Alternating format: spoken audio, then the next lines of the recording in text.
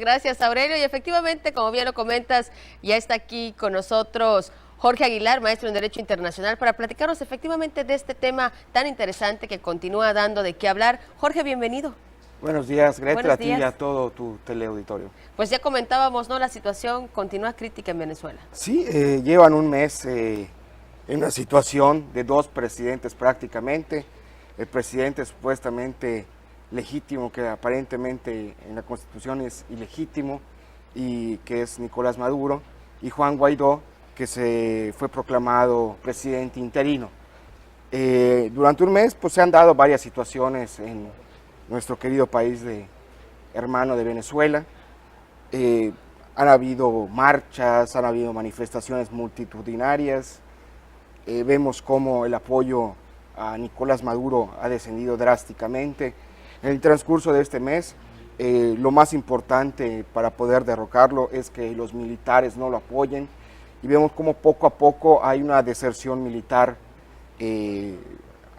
hacia Maduro. El problema es que los mandos altos pues lo siguen apoyando, ¿no? Los que le siguen a los mandos altos, pues tampoco, los segundos mandos, pues tampoco han actuado contra el presidente Maduro.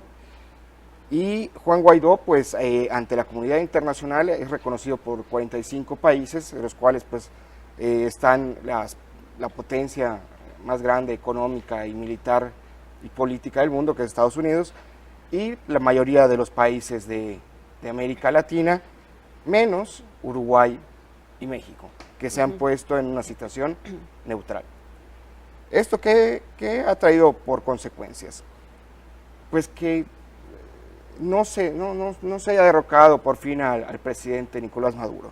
Sigue aferrado al poder. Estados Unidos bloquea las cuentas de petróleo de Venezuela, que es la única forma por donde tiene ingreso económico a nivel internacional. Venezuela internamente tiene una crisis económica terrible, la mayor inflación del mundo, creo que ya batió los récords que habían en África y en algunos otros países, por desgracia, de América, algunas de las islas, y es una crisis totalmente humanitaria. O sea, hace 2 semanas empiezan con las ayudas humanitarias por parte de Estados Unidos y algunos otros países, incluido Alemania. La Unión Europea pues ya reconoció también a Juan Guaidó, y empiezan a mandar la ayuda, ¿no? ¿Y qué sucede el fin de semana? Pues cuando la tratan de ingresar por Brasil y por Colombia, pues por Colombia queman los camiones de ayuda. Imagínate, están metiendo medicinas, alimentos, cosas que ya prácticamente no existen en Colombia, en Venezuela. ¿Y qué vemos el día de ayer? La detención ya comentaba Aurelio, ¿no? Los periodistas, y ahorita pues también con Detiene a un periodista muy famoso, sí, a nivel Latinoamérica y a lo mejor a nivel internacional, que no simpatiza con Donald Trump, que no simpatiza con los presidentes mexicanos, con ningún presidente mexicano, si sea de derecha, de izquierda o de centro, no le simpatizan, y pues tampoco le simpatiza Maduro. Entonces pues le dan una entrevista, porque este presidente pues necesita mostrarse a nivel internacional que es bueno y que Venezuela está bien, y pues le sale contraproducente al presidente Nicolás Maduro.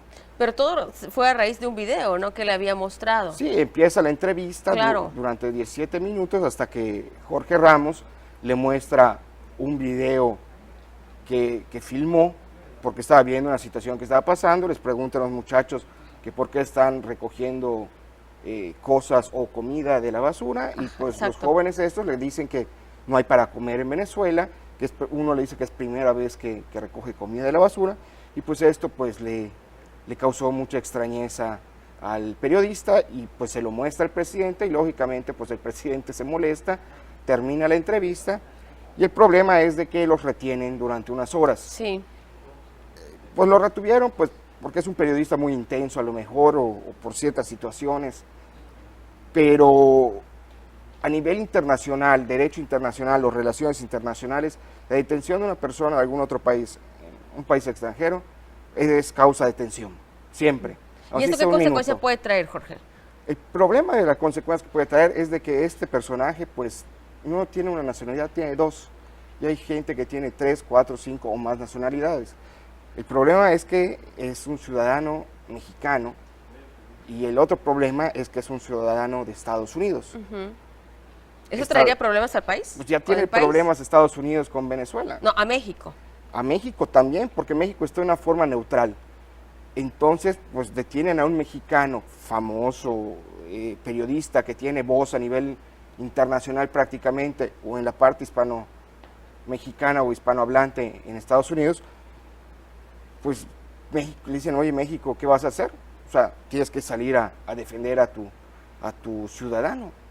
Y lógicamente el canciller Ebrard sale, pero a mí se me hizo que fue un poco atrasada su salida para dar su punto de vista. De hecho, el día domingo y el lunes se llevó a cabo una reunión del Grupo de Lima, donde pues el vicepresidente de Estados Unidos, Mike Pence, pues le pide a México que ya tome una posición no neutral, o están con nosotros o no están con nosotros, y si no están con nosotros, pues que se atiendan a las consecuencias de qué puede pasar, ¿no? O sea, no va a haber una intervención militar, lógicamente, de Estados Unidos hacia México, pero sí pueden haber sanciones económicas porque están apoyando un régimen dictatorial que está perjudicando a un pueblo, y México, pues, en Latinoamérica y en muchas partes del mundo, siempre ha jugado un papel muy importante en la política exterior, en las relaciones internacionales prácticamente. Hemos tenido grandes diplomáticos que han intervenido en varias situaciones de paz o en varias mediaciones, y pues esta no debe ser la excepción. O sea, la autodeterminación de los pueblos es muy clara en todo el planeta, todos los pueblos son soberanos, pero acá hay un problema grave contra la soberanía del pueblo venezolano. Y pues por cuestiones de la guerra, que es lo que está sonando y que puede mover un poco el tapete de donde vivimos, pues supuestamente para que haya una guerra tiene que reunirse el Consejo de Seguridad de la ONU, y el Consejo de Seguridad de la ONU dar su visto bueno. La ONU nunca quiere que haya guerras porque está hecho después de la Segunda Guerra Mundial para evitar ese tipo de situaciones. El problema es que es Estados Unidos, no es otro país. A Estados Unidos le dijeron que no interviniera en Irak, intervino en Irak. Que no interviniera en Argelia, intervino en Argelia. Que no interviniera en tal país, interviene. O sea, se pasa por el arco del triunfo a la ONU. Entonces acá es este problema de que lo más seguro es que suceda lo mismo, histórico ya de Estados Unidos en la historia moderna de 50 años para acá, de que nunca le ha hecho caso a la ONU.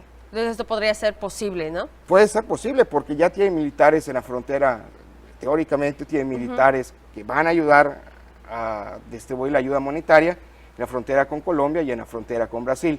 Y también en una de las islas que se están volviendo estratégicas para la Unión Europea, que es la isla de Curazao, que pertenece a Holanda.